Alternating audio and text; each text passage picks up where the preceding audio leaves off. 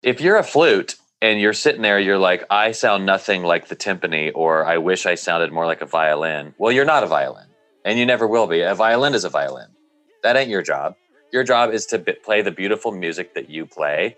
And when all the instruments are playing, it's beautiful music. Okay. It's not just, if we were all one instrument, it might be cool, but it wouldn't nearly be the level of beauty of a full orchestra.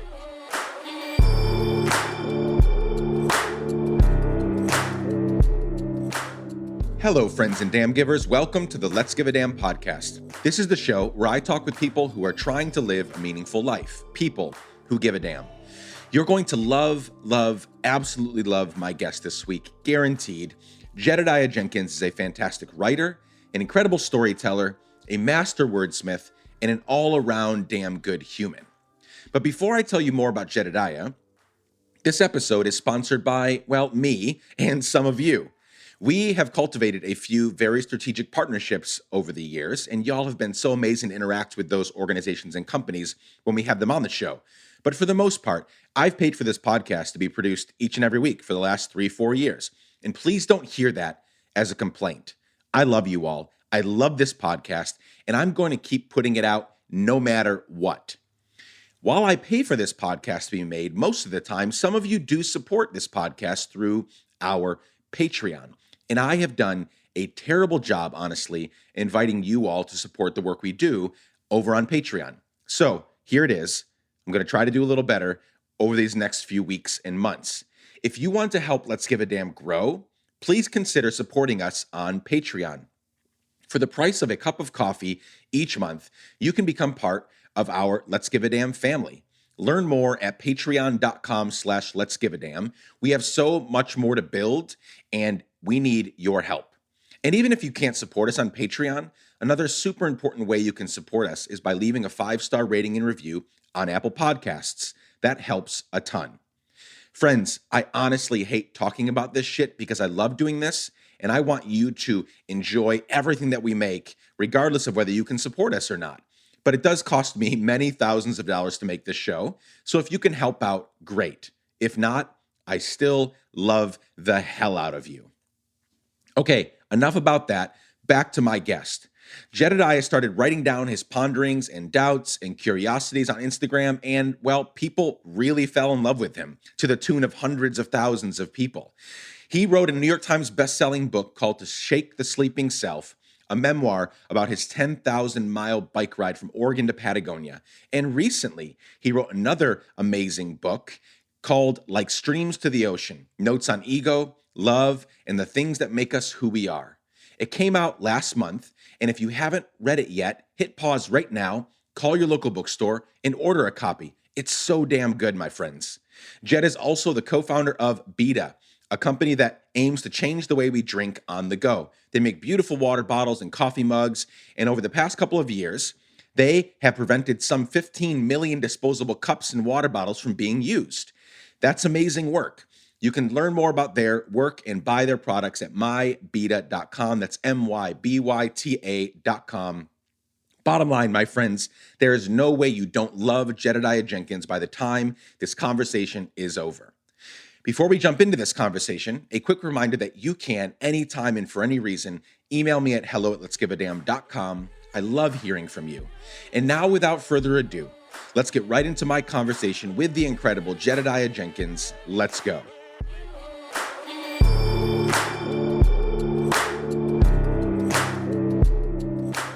Jedediah Jenkins, welcome to the Let's Give a Damn podcast. I'm happy to be here. I'm going to start this conversation out differently than maybe anyone that I've ever started out. And here's where I'm going with it. Because I usually, we'll get to the other things as well, but I'm going to start right here. I'm going to hit you in the face with some like hardcore doting. So here's what I'm going to say. I've had some really, I love what I get to do. I've had some really well-known people on this podcast, Rainn Wilson, McConaughey, Priyanka Chopra Jonas, Chelsea Clinton, really amazing people doing incredible things. And I don't say it to brag. I just say like, I'm super fucking lucky. And when I said that I was having you on, it was a different tone of feedback from people. It was a different kind of feedback. And so I want you, it was just people get they get weird when they talk about you in like a good way. You have this effect on people that even if they just know you through the internet, they feel like they're your friend, which is hard to do in internet land, right? Because internet land is social media is such a shit show. And I spent 45 minutes too long, but I spent 45 minutes last night fighting with white evangelicals about this equality bill that passed, right? And so like it's such a weird place to feel. It's easy to feel hated and it's hard to feel loved, right? And so I just wanted to start out by making sure that you know that you are loved by a lot of people. Oh my God. And wow. well, I want to make sure you really feel that. It's hard, again, during this pandemic as well, where you're not seeing a lot of people. I'm not seeing a lot of people. I'm majorly people deprived. I just want you to know that like whatever you're doing something right, because people feel loved, not just by your words, but just by how you present yourself to them. So do you feel loved? Wow. Thank you for saying that and like caring enough to remind me of that. And no, I don't always feel loved, but I do in general. I do feel the love and people are so kind to me. I think one of the ultimate benefits of being a memoirist who like trades in vulnerability and confession is that I walk through the world feeling like I have no secrets. It's not like someone can like uncover the real me and then reject me. And so I don't have a mask. Yeah. And so it's a really special thing to know that when someone reads my books or follows me on the internet and engages with me, they're getting a very real experience. Yeah. And that is completely born of growing up in Nashville, Tennessee, evangelical Christian and being gay and feeling like I wore a mask that was suffocating me and gonna kill me.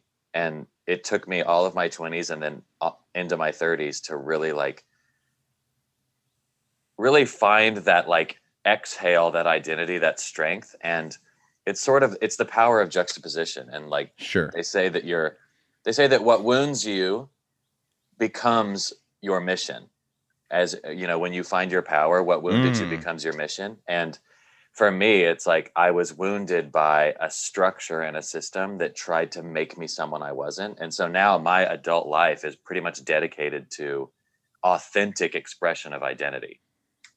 And so thank you for those kind words. And I like when people write me or tell me that, or my friends, I feel so validated in my vulnerability, which I hope makes other people feel safer too. Well, I think it does. Like, there are so few people putting their real selves out there. Again, not to go back to social media, but especially on social media, it's very much this like weird, like, you put up the best picture, the best filter, blah, blah, blah. But not many people out there know of all their homies and all their friends, when they had their first kiss, when they lost their virginity, like all that stuff. Like, you don't know that. And you get to kind of, people are willful recipients, but you get to like thrust all that information on people, and then they get to wrestle with it and say, okay, am I living authentically? Because it is, I try to do that. I'm not a memoirist. I am real in various different ways, but I try to be like the real me. I've talked about all sorts of crazy shit on this podcast about my upbringing and the abuse that I experienced and the things that I still struggle with. Last night on my Instagram stories, it was, hey, I'm having a shitty day. Thad Cockrell's song, Fill Me Up, like really encouraged me. I yelled at my kids too much today. Like I want to do that because I think most people want to be that authentic, but they feel like they'll get rejected if they are that authentic. And you're one of, many people out there saying, no. You'll actually be more accepted if you present the real you. Because people don't want the fake version of you. They want to know what you're struggling with so they can help and come alongside and love you and rebuke you if needed. But if you're, giving them this like half-assed, half-baked, view of yourself, you can't dig into that. You can't go deep into that, right? There's something that Glennon Doyle Melton says that I think is so profound, because you also see the shadow side of what you're describing is people getting on Twitter, Facebook, Instagram, and potentially oversharing and like looking for validation from other people when they talk about how sad they are, how depressed, how this or that. And it's you sometimes you'll read that or see that and be like, oh, this feels not like True. sharing out of like bravery of vulnerability, but actually like a cry for help in the wrong place. And so what Glennon says so brilliantly, she says, write from your scars, not from your wounds. Like write in your journal from your wounds, but if you're going to start telling people, write from your scars. And I thought that was so brilliant. That's so helpful. Yeah. You're so right to point out that we are also the other side of the coin that I was sharing is that people do overshare, and you're so right. This, I mean, and Glennon is a queen. Like that's such a spot on observation that we need to be vulnerable. Because yeah, and we're going to get into that because you are obviously, it's very clear when you're writing, which we'll get into in a minute. You're not. I'm not saying entirely. I'm not saying 100% of the time, but you're not writing out of your open, gaping wounds. Right. You're writing, looking at those scars and saying, what did I learn, and how can I help others with in their healing process, right? Well, there's like, to me, there's almost like a conveyor belt of emotion. So like, if you are open, sore, bleeding wounds, Yeah. those wounds need intimate care. So your closest friends, your family, or if you have a family that is safe, you're like, because you need the full context of someone who really knows you, who knows your history, who will sit with you and not leave you, like who has wisdom and all these things. So if you pour your open wound onto the internet, you're pouring it onto passive viewers who are doing something else. They're at a red light looking at their phone, and then they're seeing this, and they are neither equipped nor appropriate to then give you the validation and the safety that you need, because you're actually bleeding emotionally and spiritually, whatever. And so you need to start there with your intimate, closest friends. By God, I hope you have them, and your safest place. And then as you process, like for me, almost every single piece of writing in like Streams to the Ocean, which a lot of it comes from my writing online, is I will have these conversations with my friends. Yeah. And through those conversations, in the middle or the end of the conversation, a light bulb will go off, and I'll be like, oh my God, that wound just got a scar. Like, oh my God, I know what that means now. Whereas before it was cloudy in my mind and bothering me and like making me sad, making me depressed. And then all of a sudden it goes, zoom, and it locks into focus. And whenever that happens, I always grab my phone and make a voice note, because I'll forget. Yeah. I have no memory. And I'm often drunk. So it's like, what did I say? Blah, blah, blah, blah, blah. And then I look back and I'm like, oh, that's pretty good. Or, okay, that I didn't do very well there. It doesn't make any sense. But I just feel like once you've got some clarity there, you can move on to then maybe sharing. But there's also the caveat of, I actually enjoy sharing publicly my confusion. Part of my job is to like be clear-minded about things. Yep. But sometimes I like to write about, I just like don't know what any of this means, whether it's the state of politics in this country, race relations, whatever, and I'll just kind of work things out. But that isn't emotional, vulnerable woundedness. It is intellectual discomfort, which that to me is appropriate in the public sphere to some degree. Yeah, super appropriate. I think no one wants to feel too inferior to the people they look up to. If they're looking up to you as a guide, as a memoirist, like I look to Jedediah's experiences and then learn from them. They don't want you to look or feel perfect. They want you to come forward with those, hey, I'm a little confused about this. Let's wrestle through it, right? And I love a few minutes ago how you pointed out, because that, again, I think that points to your the healed nature of where you're coming from, is you said, friends and family, if they're safe. That is such a huge thing, right? Because I think default, you come from evangelical Christianity, I come from evangelical Christianity, and it was always assumed that family was a safe place. Yeah. So yeah, like you need to be loyal and faithful to your family. And if you have a problem, go to your dad, go to your mom, go to these people.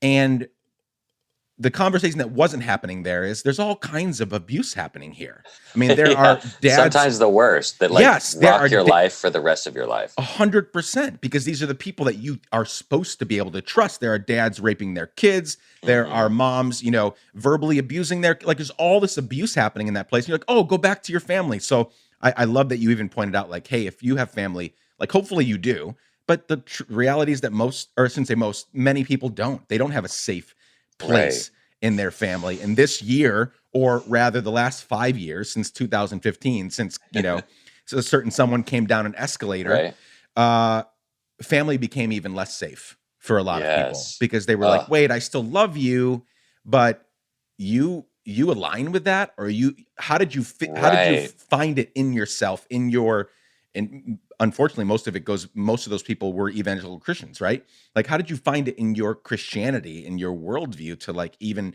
remotely ever support what's going on there, right? Oh my God. I mean, well, it was such an interesting litmus test to, what do you really care about? Because you always said you cared. I mean, I am 38. I was raised like, as my brain came online, it was the Bill Clinton sex scandal. Yeah. And my family all day would rail and scream at the television about how this immoral man is president. And if your morality isn't in check, you have no right leading this country. That was like all I heard. And how him lying under oath about is the definition of whatever I forget what it was. I was like, oh, okay. So they're like really moral sticklers. And then this happens and I'm like, oh, okay. So they think that's what they're doing. But that's not actually what they're doing. Yeah. Which we all do that. I'm not saying that totally the other side, I mean, all sides like speak out of one side of their mouth and do something else to some degree. I do not want to make a false equivalency. Both sides are not equally bad in my opinion, but we are all human who are motivated by like myths and stories we tell ourselves and that are not always accurate. And so, no, totally. I mean, if people on the left are right now not, maybe they don't even have to vocally say it, because I get not wanting to get into the social media fray, but if they're not at least thinking, oh shit, it's not even 2 months into Biden's presidency and he's already bombing Syria yesterday. Like if they're not thinking that's a problem, that Americans don't have relief checks like he promised, and yet we're bombing Syria, like then you're taking this thing way too far. Oh, the right is the problem. No, both are the problem. I agree with you as well that one side has less of a problem. One side is way more pro-life than the other, and it's not the one that calls himself pro-life. But if we can't be very honest about, no, both sides have issues. I mean, there are already, they're not cages, but they're weird little like mobile home structures that they're going to keep, detain undocumented immigrants in, right? It's the same thing, it just looks different. Right. It's a different. Oh yeah, Obama did it. And by the way, that's the like, I mean, it's always been this way, but maybe Twitter makes it worse. Maybe it just exposes what's always been there. But like if an unaccompanied minor arrives at the border, they can't just walk in. Right. There is a system that they have to go through a court system. They're like under 18. Now they're a ward of the state until this time passes where they can figure out if they're asylum, whatever. And so it's like a migrant, like an unaccompanied minor migrant center or whatever is like, well, what are you expecting us to do? Right. And so, but it gets so politicized on either side when it's like, well, what are you really asking for? Like zero borders? Some people want that. Some people actually they believe we're all human in the earth. Like from space, you can't see a border. It's like, okay, great. Okay, if that's what you want, then great. Let's talk about it. Let's figure it out. But I don't think people actually know what they're asking for. They're just parroting what they heard their side say, and they're getting amped up, and they're like basically signaling that their team, they're like waving their flag. I mean, it's so interesting to me. We don't have to go down a whole political like we can go wherever. But like I saw liberals dunking on conservatives that we don't have flags. Like we don't have like Biden flags, and we don't have Biden stickers, and we don't have all these things because we're not that basic and stupid to like have to signal like Right. that. But at the same time, we use lingo, we change our Instagram bios, we signal to each other exactly the same way. We just have decided it's more nuanced, but we're waving flags constantly to signal who side we're on, which is what humans do. We like figure out our allegiance, and then we make sure people know our allegiance so that our own side will bring us in and invite us in and protect and defend us, and also so the other side is scared. And so Yeah. we're all doing it. We are all doing it, and we need to, and I'm speaking to myself. If I had a mirror in front of me right now, Nick, you do it too, even though you think you do it less than them, but you're still doing it, and we need to have a lot more grace for each other and a lot more. I shared this video the other day of I saw it on TikTok. This guy was a conservative, and he was confessing like real legitimate like confession. Hey, I spent most of last year thinking this pandemic was fake. I didn't wear a mask. I didn't comply by the orders. And then somebody close to me died from it. And I hate that I had to take that, but I'm so very sorry for being that guy. And I'm taking it seriously now, and I've changed my ways, and I'm trying to help be a part of the solution, right? Like, we need to have grace for I would say, the huge number of people that are somewhere in there. They might take them a month to get there. And I'm just talking about the pandemic, one issue, but whether it's Trump or pandemic or whatever, guns, like it might take them a little bit to get there, but they're definitely not going to get to the place where they're repenting, where they're saying, I'm sorry. If they're not going to get there when we hate on them, they're not going to get there because we shit on them.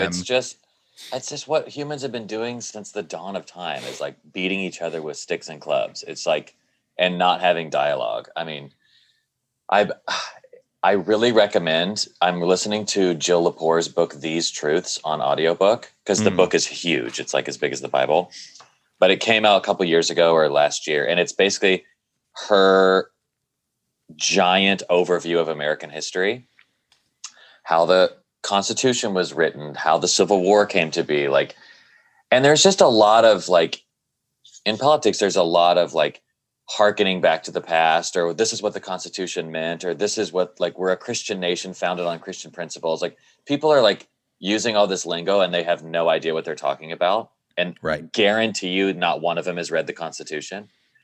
And so this book is so good. It's so riveting. And it also is this like a salve for being alive and surviving 2020 and January 2021, which is, you realize that we are not really living in unprecedented times. Like, humans are just bastard idiots all the time. And it's like, and we're all refining and working to like plug the holes of a sinking ship. The moment we plug one, we have to run to the other side and plug a new one, because it's just like, that's how it works. That is human society.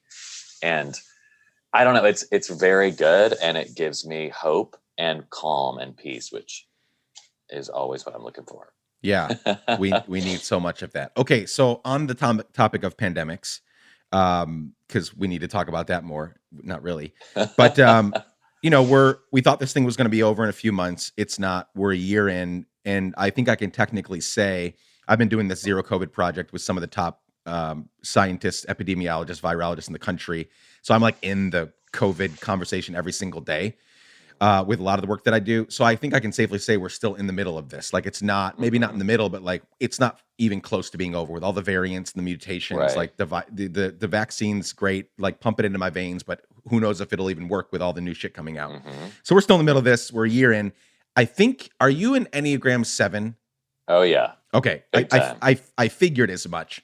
I'm a hardcore 8, but I have a 7 wing, and you're also a huge like extrovert people person. Oh yeah. So this has probably been like a really hard, shitty year in that respect, right? How have you been doing? How are you like taking care of yourself? What's it been like for the last year? Well, okay. So it's not been ideal. Like I'm trying to travel, I'm trying to see, but my extrovertedness can be scratched easier than I thought. Like, I don't need to see a fjord in New Zealand that I've never seen to feel like I saw something. I can get in my Jeep and drive to the desert an hour outside of LA and find a new canyon or a new cactus and be very excited. And so I'm so grateful that I live in a place that has an abundance of outdoors to like, I just spent so much time outdoors last year, which was really great. Also, I learned a new word last weekend called pronoia, which is the opposite of paranoia. Oh. And it's basically like you just are confident everything's going to be okay. And you like see the best in everything as opposed to paranoid. And I am definitely a person who suffers and thrives from pronoia because I'm just like, I always see the bright side. I see the silver lining. I'm stuck at home in a pandemic. Oh my God, I'm gonna go to the garden store and get like 10,000 wildflower seeds and grow them. And then I do. And then I'm like waking up every morning, running outside to see if they've grown a centimeter or whatever. And I'm lucky enough also to have a backyard with a fire pit. So I've been able to see people-ish throughout the year. And I also live with 3 guys who I love, who are like some of my best friends. Yeah. So you get that like camaraderie there. Yeah. And like a sense of built-in community and going through something with others. But there was this great Atlantic article about the loss of an entire category of friendship, which is friendly acquaintances, the people you bump into, the people that you see here and there, the people that like, you know them, they're the friend of your friend. You see them a few times a year. You really like them, but it's not like they're your closest homies. Like you lost your inner circle and maybe one, depending on how social you are, maybe one ring out you stayed in contact with, but then the 3rd and 4th ring of friends and people, you know, and acquaintances are just deleted. They're gone. Maybe you see them on Instagram at best.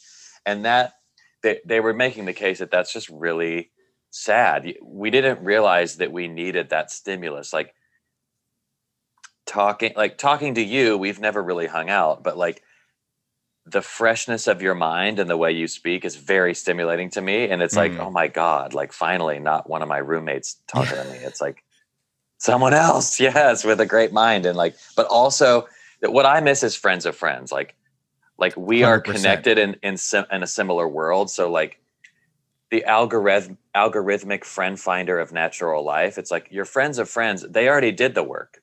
You know, they're cool. And then they have found cool people through their life. So it's the best way to meet people is when you're connected organically through others rather than just like randomly meeting somebody and hoping it works. But I really miss that. I miss having a house party where you say, all are welcome, bring anybody, just bring a bottle of wine. And then your house has got 40 people in it and you know 25 of them. And then it's just like you find yourself deep into a conversation at 1 a.m. with someone you met that night. Like I miss that so much. And I'm so excited for COVID-0 to work. Yeah. No, I'm just like you where I have tried. I wouldn't say I don't think I'm as pronoia as you are, but I'm leaning that way these days. And I've learned a lot through this time. And it's been these rings that you're talking about, these rings of friendship. That's interesting to me because I definitely have lost, the 3rd and 4th layer. There are people that I would see almost every day at the coffee shop. I'm sitting in my shed because I had to make a shed office when the pandemic started, right? Yeah. I, ran Google Fiber out here and did the whole thing. But I didn't have an office before on purpose. I could have had an office, but I wanted to be out seeing fucking people like all the time. And that's gone. And that hurts. Like these people that I, wouldn't have, maybe wouldn't have been invited to their wedding. Maybe I would have, but like we saw each other, we hugged each other every day. We high-fived each other, caught up on stuff. That's totally gone. But have you experienced anyone from the 1st and 2nd layers that had, or maybe you thought they were in the 1st and 2nd layer that also pieced out? Because I have, not many, thankfully, but there have been 2 or 3 people. I was just mourning this the other day, actually. People that were in my life that I thought were like firmly in the 1st or 2nd layer, that when this thing happened, I realized, oh shit, like they were counting on me. Like I could show you the text conversations right now and show you that it's been me the last 5 or 6, back in Yeah. April, then in June, then in August, then October. And then finally I got to the point end of last year where I was like, fuck it. Like I can't keep wishing that friendship would come back. I think it's over. And I don't even think that those people right now, if they were listening right now, they would say, no, I don't hate you, Nick. Like I like you a lot, but life is life. And for me too, you weren't in my layers 1 and 2. Has that happened for you at all? It That's such an interesting observation because that's so very real. And there's oftentimes the direction of friendship and what a friendship needs is not often equally yoked, or it's not always equally yoked. Sure. To use a Christian term, but like, meaning I could have a friend who I think is funny and silly and makes me laugh when we go out drinking. And I can be their friend, that they're like philosopher breakup heart healer. And so like, I think they're fun and funny. They think I'm like their therapist, which is a different weight of a thing. And so if I'm going to go laugh with this fun, funny person over here, they're like, oh my God, my therapist has abandoned me. And I'm like, I never meant to be your therapist. I'm meant to be your friend. Like, what's happening? But it's just by the nature of you expressing who you are, there can be an imbalance of needs.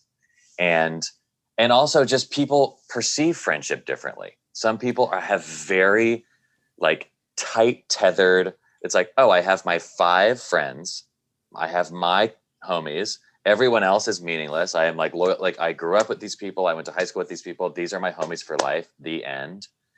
And other people are like, oh, like I ebb and flow. I change. I don't even talk to my high school friends anymore. I don't even remember my college friends vaguely. In my 20s, I had some good friends. A few of them lingered around. It's like, there's just different. Friendship is like love, where that word is way too big to be one word. Yeah. And we cram a lot into that word. And so I have definitely had friends drift away. I have had in COVID, I just don't really think about that. Like, if somebody doesn't talk to me or whatever, I think it's my pronoia. It's like, oh, well, they're just busy. Sure. Or they have kids and they're freaking out because there's a pandemic. I don't have kids. I'm not freaking out. I'm growing wildflowers. But like, my pronoia often influences, like, it just doesn't cross my mind if someone hasn't texted me unless I have a crush on them. It doesn't cross my mind. I'm like, oh, well, when I see you, it'll be great. Like, why would you stop loving me? Like, I still love you. And maybe I just don't want to see you right now because I'm distracted over here looking at this thing. So I just don't worry about it. Even though I know people worry about me. They're like, oh my God, you haven't texted me. And I was like, oh, I haven't? Oh my God, I'm so sorry. I don't even know what I was doing. It's just, I'm a distracted person. I'm going to like dig into the whole pronoia thing a little more, because I don't know if you can learn it. But I feel like I want to learn it more, because you're so right. This book you alluded to earlier about just the history of the world, right? And how, I think it wasn't in your first book, to Shake the Sleeping Self. He said something like empathy, or what was the quote? Getting out there creates empathy. What was the fucking quote?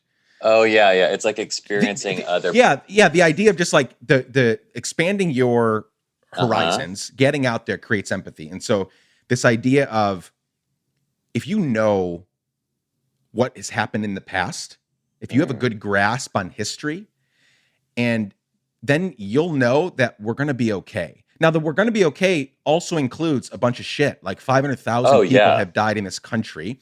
Over 2 million have died worldwide. People that I know have died. Several of my friends, their parents have died. Like, this is a shitty thing, and we're going to be okay. Mm-hmm. Even if the future both exist at once. Yeah.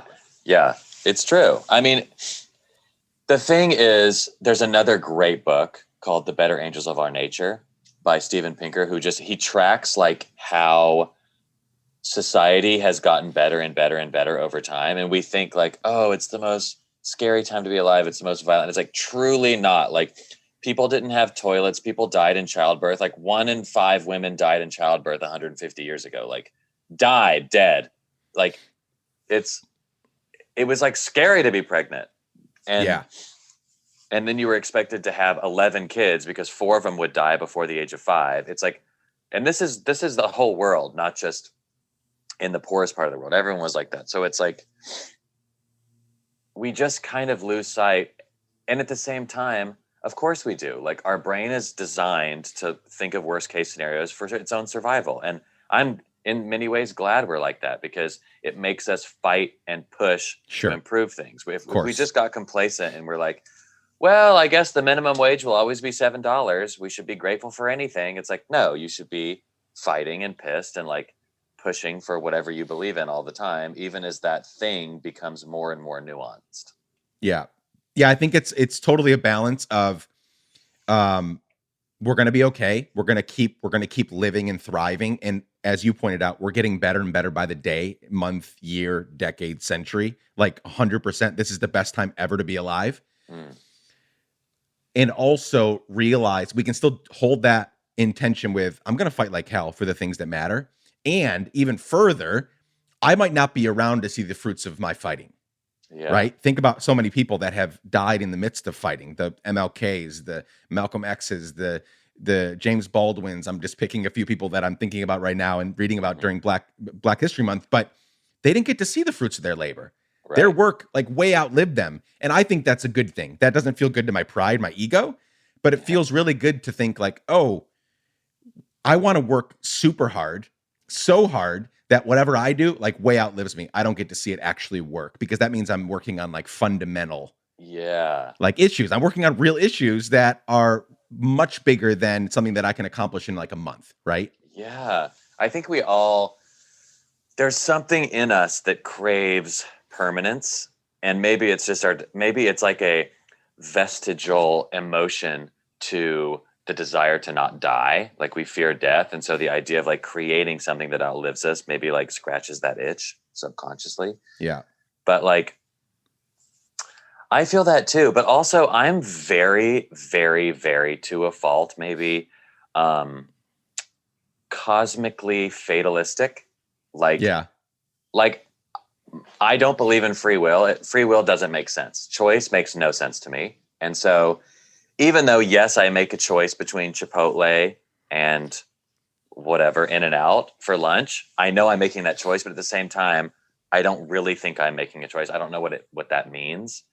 And so populating that out into the whole world, anybody doing anything, a conservative believing something wild in my mind, or a super progressive liberal, or someone doing something horrible or something beautiful. It's like, to me, I'm just like, this is the cosmic drama playing out in this massive churning sequence of cause and effect that is way too big for me to understand. And so like, if the human species, if we can't stop climate change and we cook ourselves to death and we're gone and we only lived on this planet for 2 million years, which is so embarrassing when the dinosaurs had 300 million and they didn't fuck it up.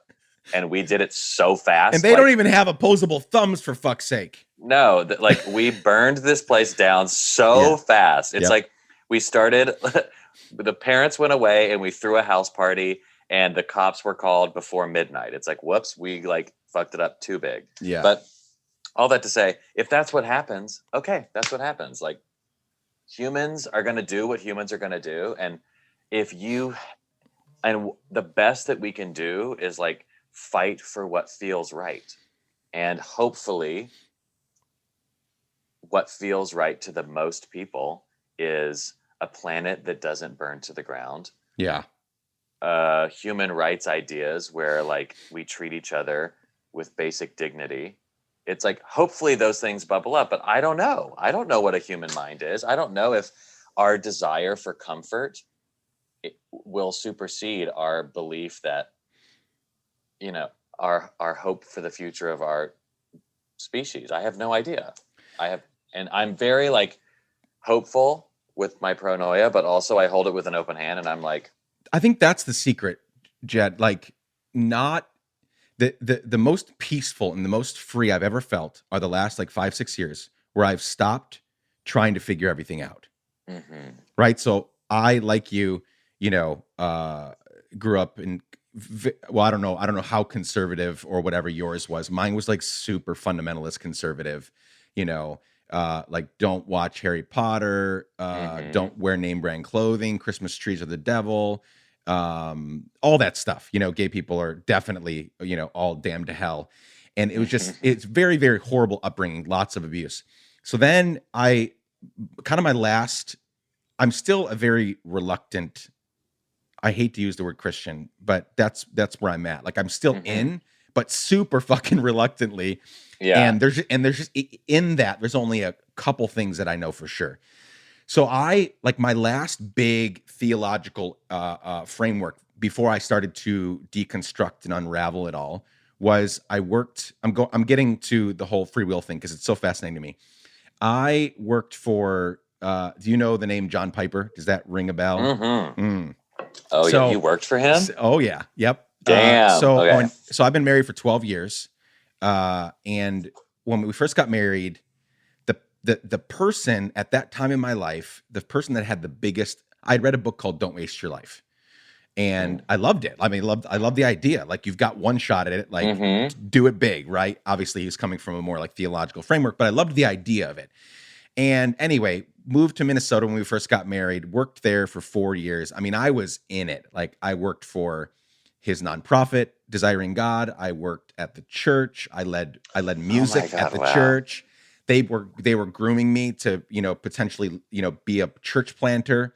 So I was in it. And obviously, if you know anything about John Piper, he's like a hardcore like Calvinist, right? Oh, yeah. And it's a different version of fatalism. It's like God only chooses a few of you and you don't get a choice in it. Like the rest of you are damned to hell.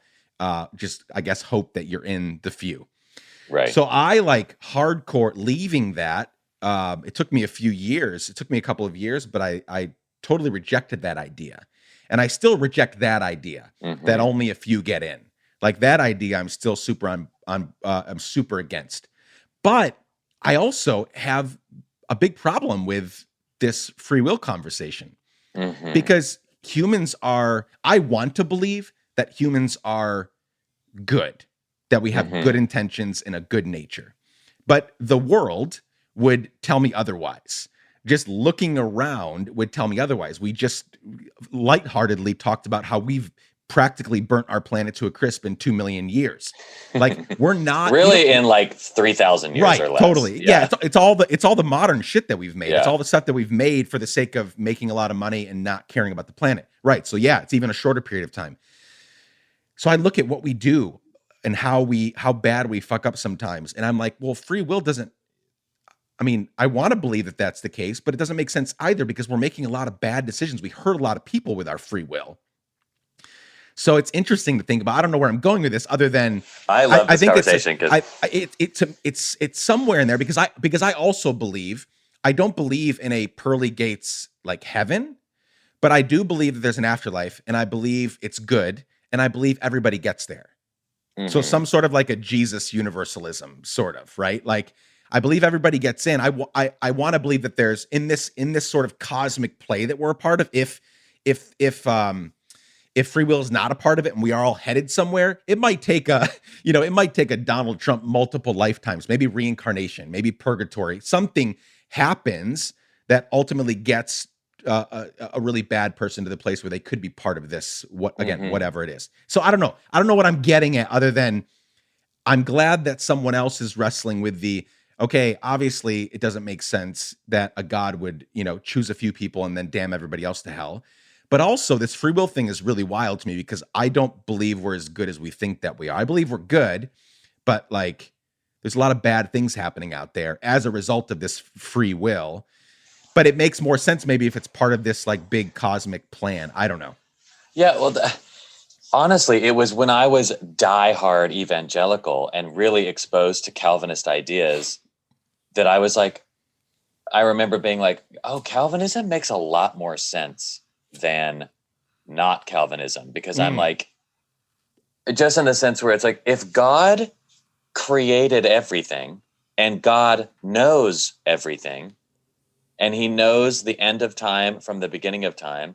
So if he created me knowing the choices that I would eventually make, didn't he make me make those choices? What are we talking about? Like if he knew in the Bible, it says every day of your life is written in a book before one of them comes to be. Okay. well, then God, it's your fault, not mine. What did I do? You made me. You wrote the fucking book. I didn't write the book. Yeah. What are we talking about? And now I'm going to hell? What do we do? That was so confusing to me. And then Calvinism just basically figured it out. They're like, well, God is mean, but he's God. So if he loves you, let's party. If he doesn't, sorry. Like, that's just Everstein roadkill. It just happens. Right. And I was like, okay, well, that at least feels more like what we're talking about, even though that sounds horrible. I don't want to worship that God, but I'm scared. And then, and then it was just, my brain was just figuring out, like, I don't know. Whenever I make a choice about anything, right. If there is a reason for a choice, then it wasn't really a choice. So like, okay, I'm going to choose, if there's a pizza just out of the oven or a pizza covered in mold, which one are you going to eat? Oh, well, the pizza just out of the oven because it's not going to make me sick. Oh, so was that really a choice? What does that mean? Why would you choose the moldy one? And then if you have a reason, well, I actually found out that someone poisoned with cyanide the one out of the oven, and the one with the mold will make me puke but won't kill me. Well, okay, if there's a reason, then it's not really a choice. You're actually just not dying, which is what we're all trying to do. Right. And so I think every choice is just an atomized experience of that calculation. And so it's like, when we look at the world and it's like, are people fundamentally good? Are they not? And we're all making choices all the time. The way that I see that, you know how like hackers, there's an algorithm that they can, like, if they're trying to steal your password to something, there's like a program that will guess every password until it finds yours. And that's how they get in, but it can take forever. Yep. So no one would think that algorithm is making choices. It's trying to open a door. It has a goal to get into a door, and it's just like randomly, or maybe not randomly. It's got a algorithm, like a system of trying, like 1, 2, 3, 4, 5, 6, 7, 1, 2, 3, 4, 5, 8, 1, 2, 3, 4, 9, 1, 2, 3. And so you could say, oh, the algorithm is making a billion choices, trying to find the right choice to get through the door, but it's actually just doing what it does. And because it has a goal. And so we are a computer that has a goal to stay alive and procreate. And so we just try all these things to keep doing that. And we go in the direction of being able to keep doing that, which feels like making choices, but it's actually just when water falls down a mountain and it hits a tree, it turns to go around the tree to keep flowing. It's like, it didn't choose to do it. It just hit the tree. Fascinating. And that philosophical position to me doesn't change the fact that I feel guilty when I make a bad choice. Right. Or it's my responsibility when I choose to hurt someone else or whatever. Because ultimately my job is to thrive in community and survive. And if I'm damaging my community, the shame and guilt I feel is actually a consequence of an action that I took, which is trying to divert me to make a different action, because when I tested that password, it was wrong. So I need to test another password to keep going. And so it doesn't mean I don't feel everything and make choices all day. It just, to me, gives me peace that when humans make horrible choices, they're just doing the best with the information that they have at the time and their childhood trauma pulling the strings of their life, bing, bong, bing, like everything's happening all at once. And like, we all got to work hard to figure out how to thrive and survive on this planet, but no one is really at fault. There are no villains in the story. There are just people who are doing things that are hurting others, and they need to be corrected. They need to be stopped. They need to be diverted. And so to me, like, the concept of evil, I write about it in my new book because I find it so interesting, because it's like giving cosmic choice, like you're choosing bad, when I'm just like, I don't really see that in the real world. Like, anybody that's doing bad things is the hero of their own story. They think it's like Thanos. It's like Thanos thinks he's doing something great for the universe by solving overpopulation. He is the hero, and he knows it's going to get him in trouble and people aren't going to love him for it. But so does Barack Obama. Barack Obama thinks he's doing the best thing for the country, and half the country hates him. And he's like, I know that a lot of people are going to hate me for this, but I think it's what's best for our country. And that's what every president thinks. And we're all varying degrees of, I spoke with your BFF Ruthie on the podcast a year and a half or so ago, and we spent, she's so wonderful. I know. We spent a bit of time talking on this idea of hurt people, right? And heal people. And most of us are not healed. We've not done that work. So yeah, let's take a Thanos or a Trump, for example. Like, man, I've been reading Mary Trump's book, right? And she gives all this like background on the family. And when you start reading about the environment in which Donald Trump grew up, it is no wonder at all why he is the way that he is. I don't know whether I can say it's not his fault, but he is just living out of his reality. He lived in a very competitive environment. He lived where if you performed well, you got a pat on the back. And if you weren't doing what daddy wanted, like, fuck you, we're going to make your life miserable. We're going to make you feel like shit. Like that was the whole environment. And a father who was constantly trying to, I mean, literally you read about his father and you're like, oh, it's two sides of the same. It's the same person in different shape and different time, because there was always this need to look richer and to look younger. I mean, he used to give a different age than he was to like reporters and press, because he wanted to be reflected in the media differently. And then we see that his son is saying, I'm worth this much money, when there's no proof that that's actually the case, right? Like, it's like, well, you can put yourselves on the Forbes, billionaire list if you say that you're a billionaire, and if you can somewhat fudge the numbers and make it work, right? And so, yeah, I think it was exposure creates empathy, is what you said in the first book. And it's like, when you start exposing yourself to these stories and these ideas, whether it's a person or a place or a thing, you can't help but, I mean, I have grown more in empathy for Trump since literally, so the day that he left office and didn't even stick around, right, to hand over power, left on his helicopter. That was the day that I really, and maybe it was because I felt like there's gonna be less pressure, and he hadn't at that point been tweeting for a while because he got kicked off. Like, maybe I was just feeling a little better about the situation, but I started to feel sadder for him than I'd ever felt. Well, that has everything to do with, I mean, so anger is an emotional immune response to feeling unsafe, and so when someone who is a hurt person is in a position of power, they have the ability to hurt you, and so you are going to be angry and fight them until they are no longer in that position of power. And then when they are your peer, or you have the space and safety to feel pity for them, you then have the bandwidth, because now your immediate life is no longer in danger, or your even concept of democracy in your whole country. Once they're removed from power, you can see that, like, oh my God, this is like an abused person who is like damaged and needs like counseling and love, and he's never been loved in his life. Like, once you remove them from power, I've always said, I think if Trump was just my drunk, rich uncle who had no power and was just talked the way he talked, I would think he was hilarious. I would be like, no one listens to him, but sometimes he's got some real zingers and they're really mean, but like, I do laugh under the table. It's 100%. Like, and yet when you put that in power, it is horrifying. Yeah. And so my theory about why you feel empathy for him and why you might feel empathy for George W. Bush after he's like no longer relevant. Right. It's the whole concept of, oh, well, you're no longer, you don't have the ability to hurt me anymore. So I can now see you from a safe distance and contextualize you. That's super helpful. That whole anger.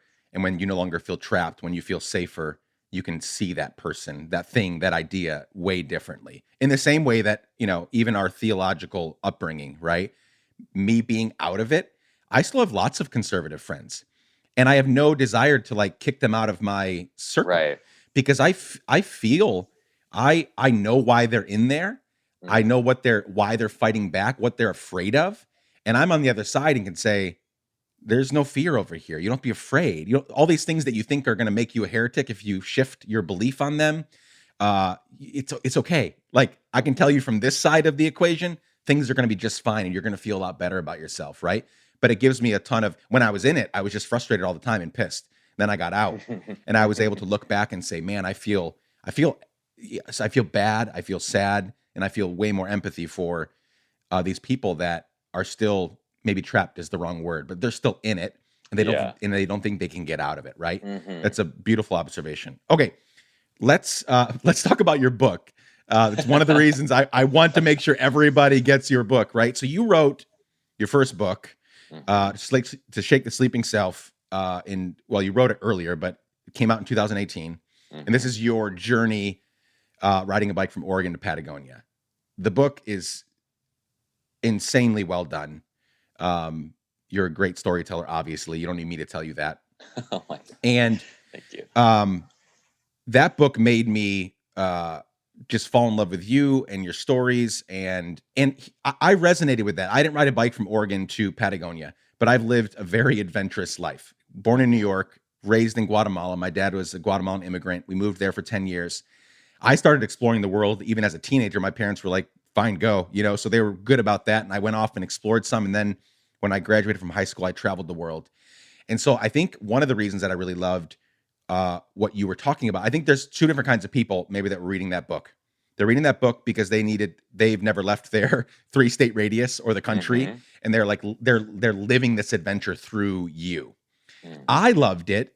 Again, I haven't done that trail, but I loved it because I found someone else that has also found the benefits of getting out and living day by day, not knowing what's going to happen next. And, trying to communicate with people that are, whether it's language or culture, background, whatever, like, are totally different from us. And we don't know what's going to happen. Like, I love that shit.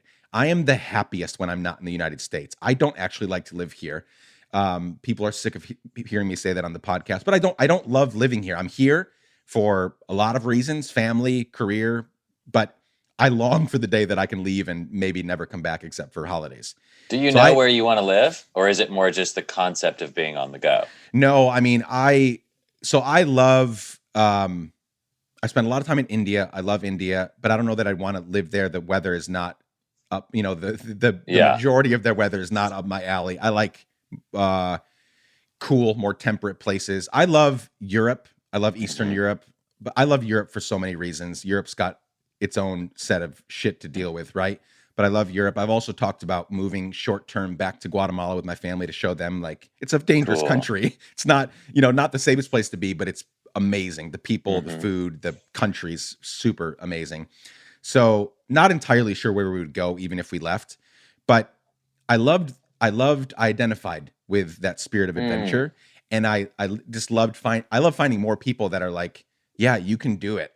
I think a lot of people have probably, and you would know this better than me, they've taken more adventure since reading your book, right? I would imagine. I think so. People have told me that. They're like, I quit my job, or I finally committed to the gap year, or I, just went with my family for 3 weeks, but we wouldn't have done it without. So that's been really a cool thing to see, people prioritizing the experience of getting out of your routine and your comfort zone to, like, awaken your mind.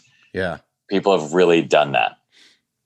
What, coming out of that book, which is a New York Times bestseller, coming out of that book, what made you want to write again, and why? So the first book, there was a very clear subject matter, right? It was, I'm going to tell this story of my journey, right? 10,000 miles. This one's a lot different. It's, there's ego, family, home, friendship, love, work, death, the soul, these big ideas that people have spent, millennia trying to figure out. And you're telling these stories through, your worldview, through your outlook. Like, take us on the journey from To Shake a Sleeping Self to this book. How did that happen? What were some of the maybe barriers to entry to, like, getting started on it? Because maybe was there any point in there where you were like, do I have anything else to write about? Or like, how am I going to write a book that doesn't have this, like, big adventure behind it? Totally. Well, that was a big fear of mine, because I thought, well, the reason people read me or followed me on Instagram in the first place was because of my big adventure. Like that was the point. And then when I finished my bike trip, I was certain that everyone would unfollow me because it's over. I was like, okay, bye. Like, and then they didn't. And then they kept coming and they kept responding. Like when I would think out loud about Black History Month or the legacy of whatever it is, like Michael Jackson's scandalous life and processing, also loving his music, whatever that is. Like I found that people loved that. They were like, oh my God, this, we want more of this. Make a book of these, make a book of this. And I was like, oh, wow. You're not just here for adventure. You're actually here to like think with me and process. And I got enough of that feedback that I was like, okay, this could be a book. And then very much so, I am of the belief that you write the book you wish you could read. Like as a writer, I'm like, I would never write a book I wouldn't want to read, period. So it's like, what doesn't exist that I wish did? And there was this, like, one of my heroes, Fran Lebowitz, she talks about how she'd die for her. She says she doesn't read for plot, for story. Right. She doesn't care what happens to the people. She reads for language. She loves a sentence. She reads every sentence on its own. She just loves the flow of language. And so no matter how good a story is, if the language isn't right, she cannot suffer through it. And I wanted to write a book that was just this love letter to language and ideas. And so I picked the 8 subjects of being human that I think we all should be thinking about more seriously, because life is so complex and confusing. We can be distracted very easily. Sorry. And I wanted to invite people into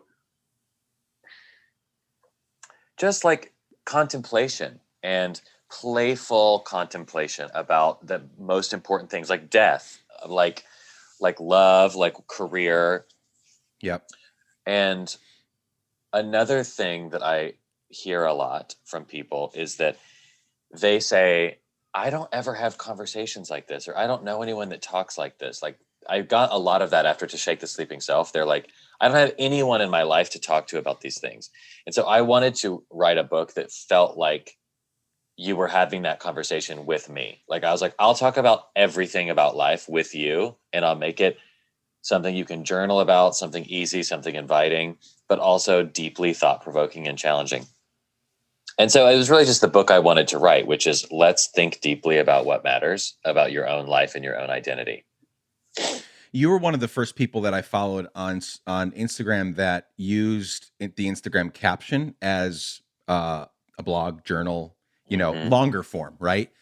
And that's where you roped me in, because I was already on board. Like, I didn't think that I would like that. I don't like that for most people. Usually when I see a caption that's longer where it says, like click for more. Yeah. For most people, I don't even do that because it's them, I don't know. I'm not interested in them elaborating on whatever the photo is. But I think people do. I know I long for it. I love these conversations. I could talk to you for 20 hours. Like we have a longing. There's so much fast-paced shit going on, and there's so many quick dopamine hits, and there's so many like, let's watch this, like it's a new show or it's new this. It's very quick, fast-paced things. Yep. Books are like words, not even books. Words are so much different than anything else. Like I am working on a TV show right now. I talk for a living on this podcast, and I talk for a living, but I'm fast, but I'm also a big book reader, and I have hesitated based on what you just said, what you just described, what this whole idea of writing the book that I would want to read. Mm-hmm. I've had a very gracious book agent hanging on with me since last year, and I've still not sent in a complete book proposal. She's got publishers waiting. She's got people just waiting for this book proposal because of the work that I've been doing, right? And I just can't get it out. And I think you just clarified it for me that I don't quite know yet what book I would want to read from me. I don't want to write a book just to write a book. Right. It's a lot of fucking work. It's labor. If you do it like that, it's miserable. It's miserable. And I'm not going to, as a first time author with a pretty small niche platform, like I'm not going to get paid. I'm not going to get compensated enough for all the work that it's going to be, that's going to go into it. So I just had an email exchange with her the other day and she's like, I'm waiting patiently. You're good. Take your time. But I feel so bad. But also I'm not going to just like push a proposal out there for a book that I'm not going to want to like read. Right?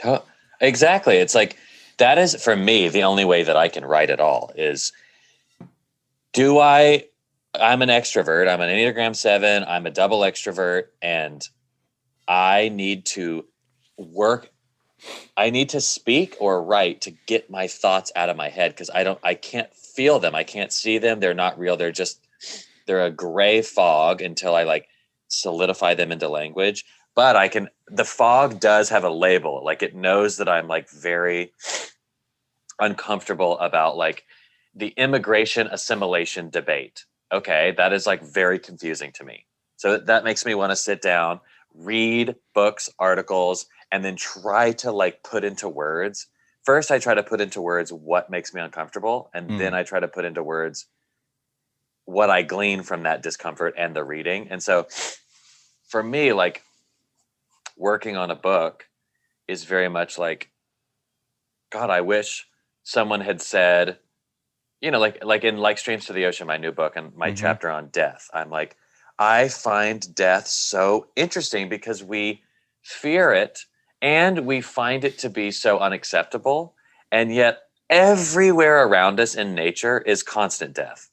Like every second is like a hawk killing a squirrel, killing a spider, killing an ant, it is blood and guts in every direction. And yet we do not find that to be morally reprehensible at all. That's great. That's exactly as it should be. And yet death in the human sphere is so horrible, is a failure. And I'm just like, I don't know. What does that mean? And so processing that confusion out loud, and I'm like, ooh, hell yeah, I would read that. Like, I've been thinking about that. I want to read about that. Yeah, and so it makes the writing so much easier. You picked, 8 essays, 8 topics that I think I'm looking at them right now, even on my notes, and they're things that everybody wants to talk about and doesn't. Oh yeah, doesn't. We skip. I mean, who wants to sit down and have a deep dive on ego, or death? I mean, death is something that I'm very in line with the Stoics on death. And, you have this part in the book where you talk about getting off the walking trail, right? And seeing this flower. And you're thinking, I could be the only one to ever see this flower, right? Because it could die. And, somebody walk on it or it just dies naturally. Yeah, I randomly went to pee. Like, there's no trail here. No one will ever see this flower. Yeah. And you're right to point out that there's death all around us and we don't scoff at it. I'm vegan, so I don't partake in this part of nature, but we eat animals. The majority of humans eat animals every single day. They have death on their lunch plate every single day.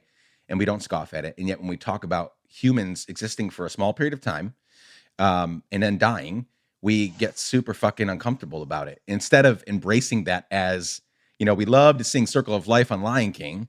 And then when it happens to us or when we're thinking about it in our context, it's super reprehensible to talk about. And it shouldn't be that way. It shouldn't be that way because death is, I'm going to delay death as long as I can. I will live as long as I possibly can. But I think our lives are so fragile.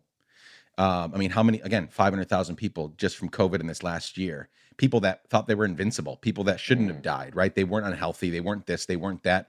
And we're still, one of the things that we're not talking about with COVID is, which I hate that, Americans are so, not just Americans, but I'm living in this context, are so short-sighted that like, we're not talking about long COVID. We're not talking about people that are going to have the millions of people that did get it. Many of them, the majority of them are going to have health problems from here on out because of it. It's not the simple, yearly flu. Yeah. There are people, I have a friend that got it in March of last year, like right when it was all happening. She's young, she's fit, she's healthy. She still can't walk up a flight of stairs. Whoa. We're a year later. Ugh. And so, but that is life. And we have to have these conversations. We have to walk us through. I don't want you to, I have quotes that I could, talk back to you and see your thoughts. But I love I want everybody to go buy the book, please. Walk us through even these 8 essays. Are they in a particular order? Are you working through a progression here? Walk us through the kind of implementation of how should we go into this book for those that haven't read it yet. How should we? I have read it, but how should we go into it? In the order of these essays, like how should we go into it? What do you want people to know going into it? The structure of the essays or the subjects was really going from the interior to the exterior. So it starts with ego, basically like what makes you a thing? Like what are you as a you? Like what is you-ness? And then, it's all, and ego is kind of like wrapped up over the entire book because everything ties back to it. But then it's like, well, the first experience that you have is the sense of family. Whatever that looks like, that was what made you, because that was before you had control over your own life in any direction. Then it goes to home, which is the place that made you. Then it goes to friends, which is like the community that you discovered as you started to like find your way. And from friends, it goes to after friendship, it's love. Yeah, friends is love, which is like love, which is like finding a partner. Like the cry of most of our hearts is to like bond. Then it's work, right? And that is like, what are you doing to like feed yourself? And also like, what is this concept of finding your passion and a job that you love? And do you have a purpose on this planet, or are you just random atoms bouncing around? And all of that is so interesting to me. So I love writing about that.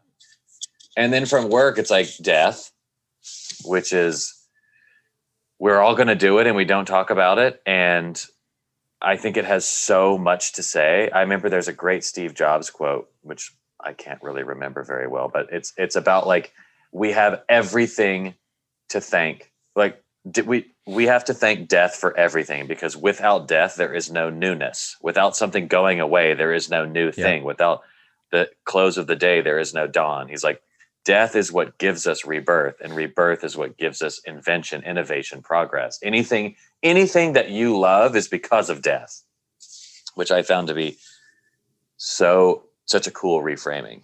And then from there is the concept of the soul, which like I have deconstructed and reconstructed and deconstructed so many times, but I just the like cosmic spirit humming through all of your life and all of the universe is something that, whether you believe in the spiritual world or not, like we all have some thoughts about it, whatever that is. Yeah. And so I wanted to process that too. So yeah, it's just me processing the things that I think I want to talk about.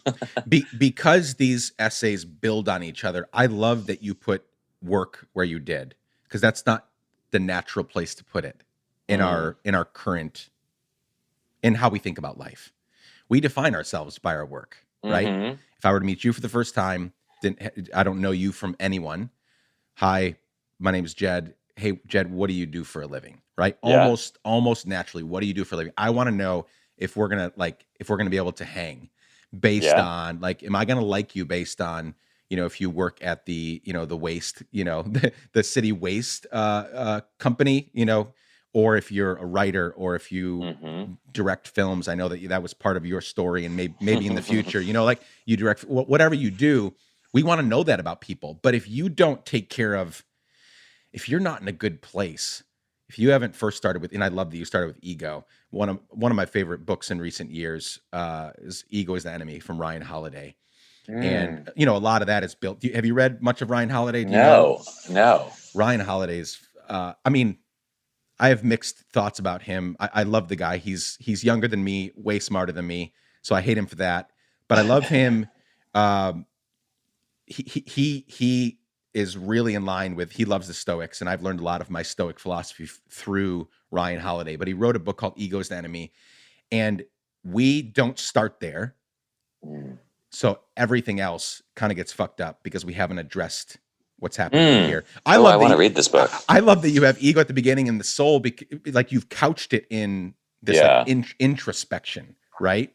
If we can't figure out our place in this world, who we are, what's going on in the universe that brought me here, right? I'm 37 years old in 2021. Like, how the hell did that happen? There's a 1 in like 4 trillion chance that my dad's sperm, Right. like met my mom's egg at that Mhm. exact time, right? Like I could have been a nothing, if he would have done his thing 2 seconds later, right? Yeah.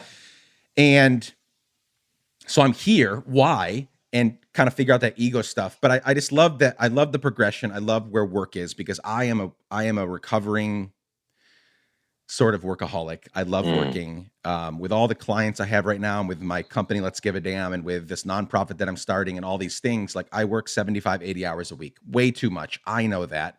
My family knows that. We're figuring out how to make all that work. But I have to, I'm constantly checking myself. Nick, why do you, sure, you have all these opportunities in front of you. We're pitching a TV show right now, all these cool things happening, but like, why? Like, if I'm not a healed person, if I haven't taken care of all these other things, and if my family is not, 4 chapters before my work, if I haven't figured that out, and these friendships that we talked about earlier on, and love with my wife, our like base level friendship, are we actually friends? And then go deeper into all the love stuff before I get to the work part, I'm fucked, because I have that tendency toward workaholism. I love to work. I love creating things. I love making stuff. I'm not scared if you don't like it or not. I just put it out there, and that can make me a really bad person if I've not figured out some of this previous stuff, right? Well, and exactly. I think that if you are not seriously thinking about all those other things, then your work will suffer, because, well, your life will suffer, because you are understanding that you are a composite of all these huge pieces, and every one of the pieces before work is influential and foundational to the work that you're doing, because everyone's a human and we all have multiple factors of our identity. And I think, what do you do for a living is such shorthand. And I get it. People are like, I hate it when people ask that question. And I'm just like, well, what are you going to ask me? Like, what's my childhood trauma? I don't know. Like, don't ask me that. Like, I don't mind niceties, because it's like, you're vibing, you're figuring it out, but most people don't even know how to talk. I mean, I don't know if you remember 100%. Cocktail parties, like they used to exist, and you meet somebody, and most people have no idea. It's their nightmare to have like small talk with somebody. But it's like, okay, well, I don't know what you're asking for. You want to have like deep therapy the moment you talk? No, nobody wants that either. So it's like, talking and conversation is a muscle that you have to exercise. And truly, if you just embrace curiosity and understand that everyone loves talking about themselves, so learn to ask questions and be interested and learn from someone else's life, then you'll never worry about talking to people again. You'll have a blast everywhere you go. But I so appreciate you saying that about the structure of the book, because I hadn't really put it in words like that. But the moment you said it, it clicked into my mind of like, that is so true. Like, work is a major part of your life, but it shouldn't come first in the book like we think it should. No, 100%. Let's so there's 2 quotes, there's 2 ideas from the book that I want to bring together here for the last few minutes that we're together. Maybe we'll do this again another time, because I have so much that I want to talk to you about. But like, so this idea of because we're all trying to find our place, right? The weirdness in you is the very thing that someone might need, coupled with the idea of, like, I have very big ambitions. I have very big ideas. I as a hardcore Enneagram 8, like, I exist, whether healthy or unhealthy, I exist to fuck shit up, as I say it. Like, I exist to kind of like challenge and, protect the vulnerable, challenge the powers that be. Like, that's how I think about the world. And I have all these big ideas. I don't use the phrase change the world like I used to, because that's impossible for any one person to do. I understand the idea behind it, but it's impossible. And it also like can hurt you by thinking that you have a chance at changing the world. But this idea of having these big ambitions versus, like, the people that I know that have these sort of big ideas and big ambitions, and I'm one of them, sometimes miss what's happening right in front of us.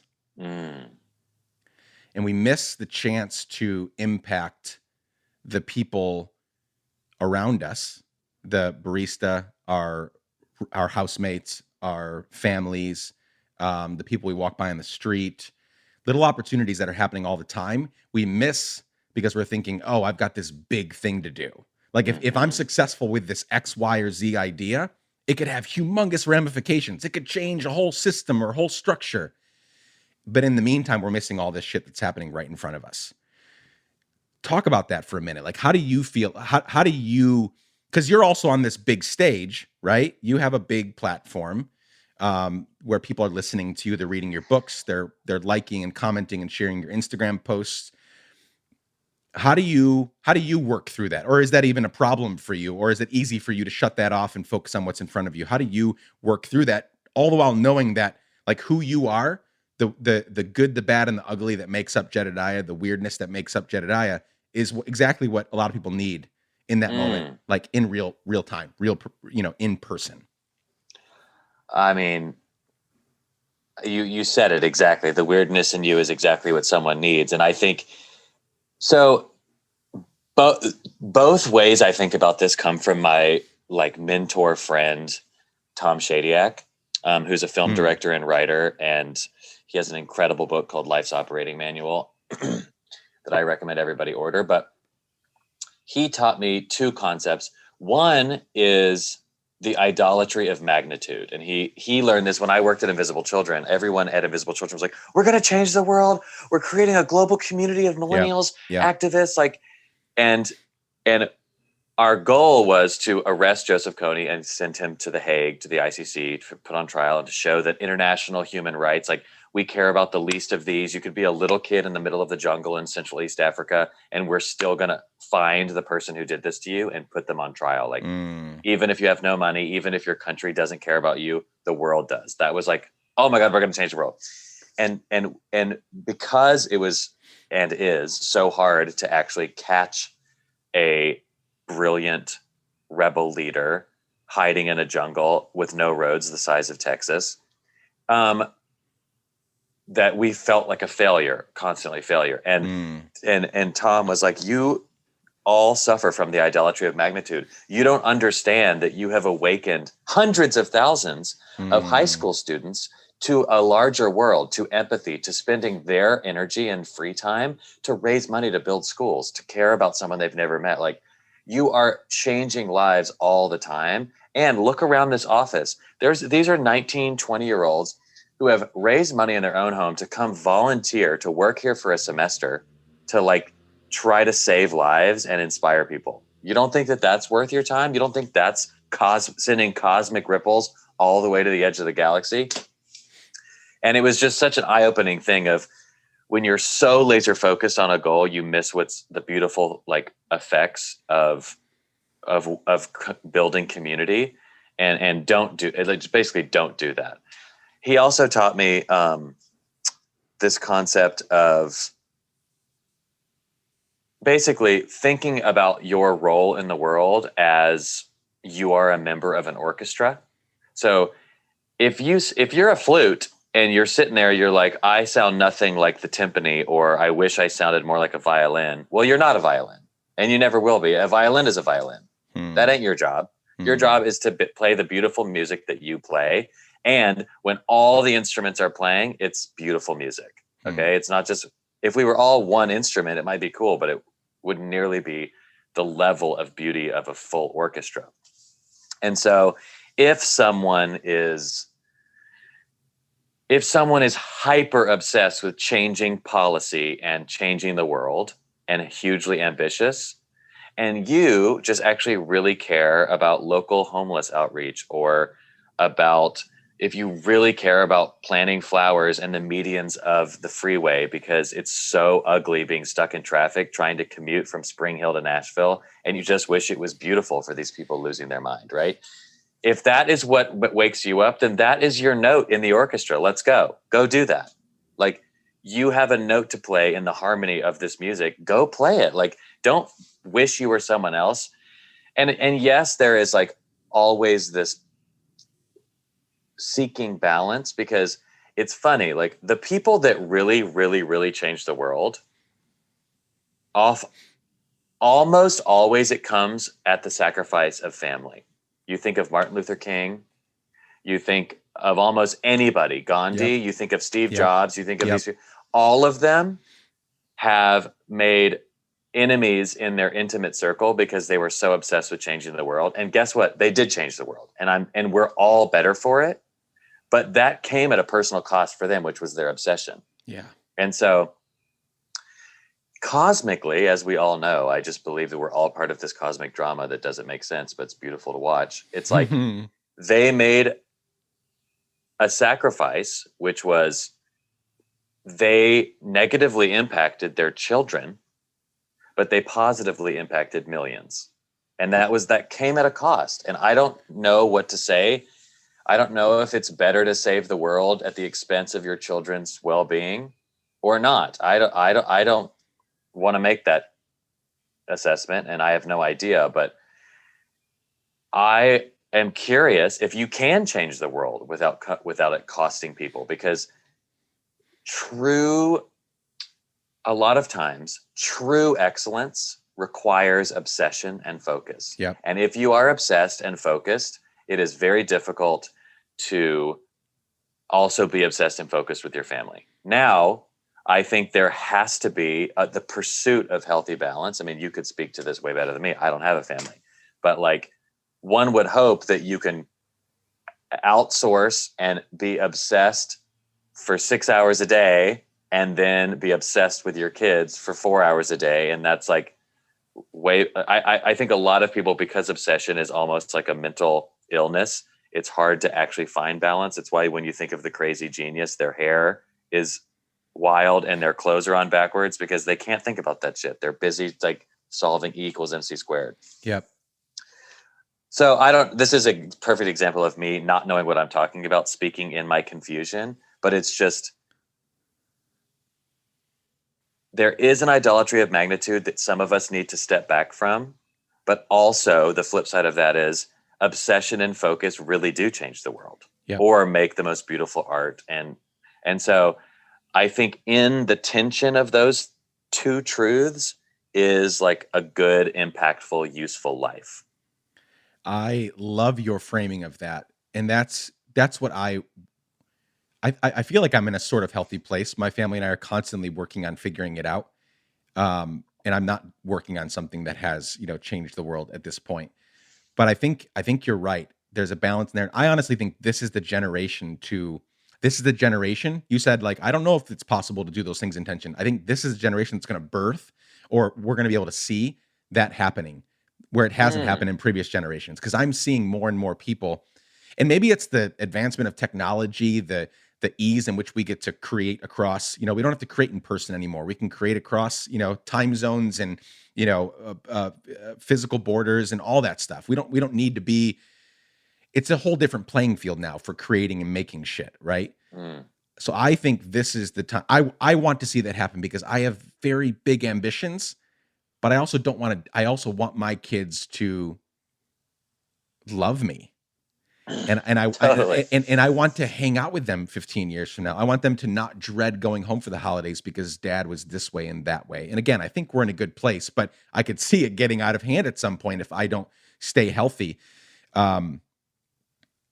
Yeah, there's a balance there. And I love that you're also, man, keep speaking out of your confusion, because I'm trying to do that. And I think people need that. We need to be speaking out of our confusion. I talked about this guy that I was going back and forth with, this white, straight, evangelical guy that was, about this whole Equality Act yesterday that passed the House. Thank God. But it was his lack of, now I was coming on strong as well, but it was his lack of, he said, I have not been disrespectful. I have not tried to push my opinion on you. And I screenshotted the whole conversation and sent it to him. And I was like, you're going to read these words and say that you were open to a discussion here. Like you were mowing over. Oh, another woman chimed in that was talking about her non-binary child. Because this guy basically was on board with trans people are the greatest threat to our children, which is something that this idiot Matt Walsh said. And that's the post that I had shared. And And he said, yes, I believe that is the case. Not the physical people, but the lobbying behind it and the agenda, the leftist agenda behind it. And again, a friend of mine chimed in about her non-binary child. And this guy came back and said, "Your confused daughter," right? This is what he came back with. And I'm like, you're trying to convey that you're open here. My point is this desire to learn and these speaking out of our confusion in a way that you're well-read, you're well-learned, like you're not speaking out of ignorance. You are simply speaking mysteries out into the world and saying, these are the things that people have fought about and talked about for millennia. I don't assume that we're going to figure it out in our lifetime. So let's keep throwing it up. Let's keep throwing it around. Like, let's keep talking about these issues, because for me to ever get to the point, these big cosmic ideas and issues, for me to get to the point where I'm like, I know what's happening here. That's the whole problem with the evangelical Christian background that we grew up in my mind, is that they saw this book, the Bible, and they took it word for word, even though the Bible is full of good things too, but it's full of terrible things that were said and done to each other. The God of the Bible is, especially in the Old Testament, is a real asshole that killed everybody that he didn't like. Oh yeah. So if you're saying that, if you're saying I'm sure about everything that's happening in the world based on this book, we can't learn that way.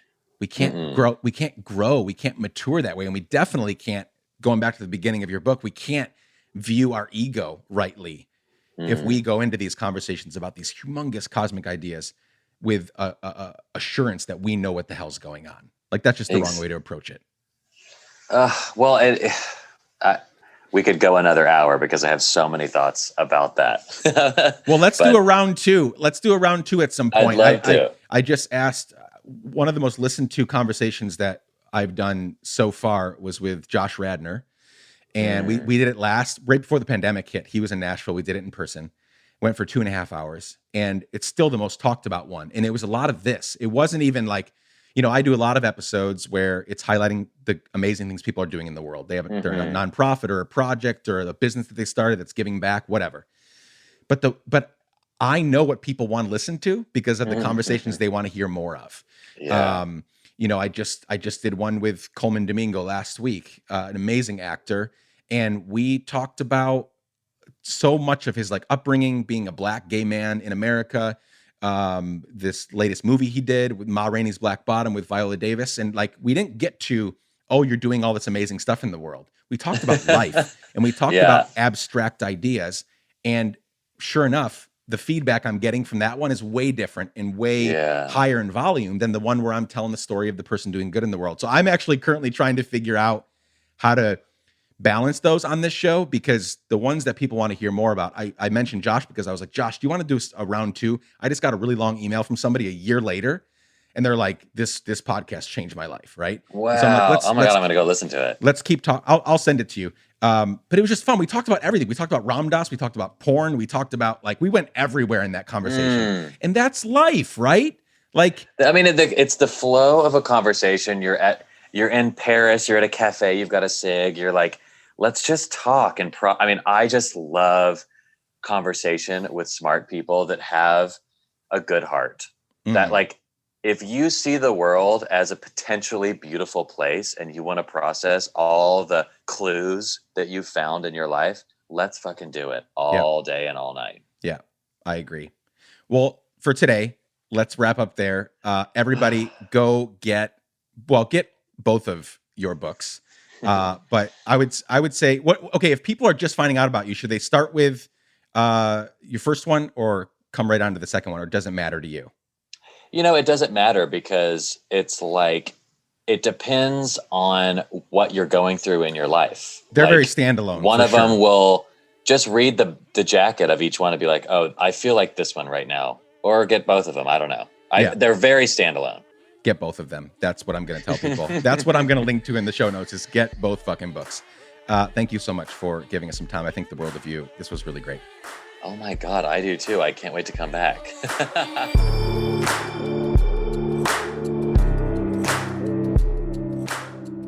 Dear friends, thanks so much for spending some time with Jedediah and me.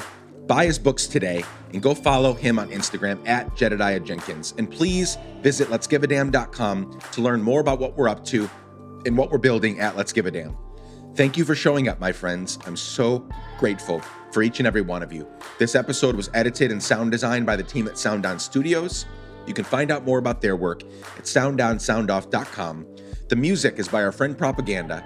You can reach out anytime and for any reason at hello@letsgiveadamn.com. I love you all. Be safe. Keep giving a damn. Bye for now.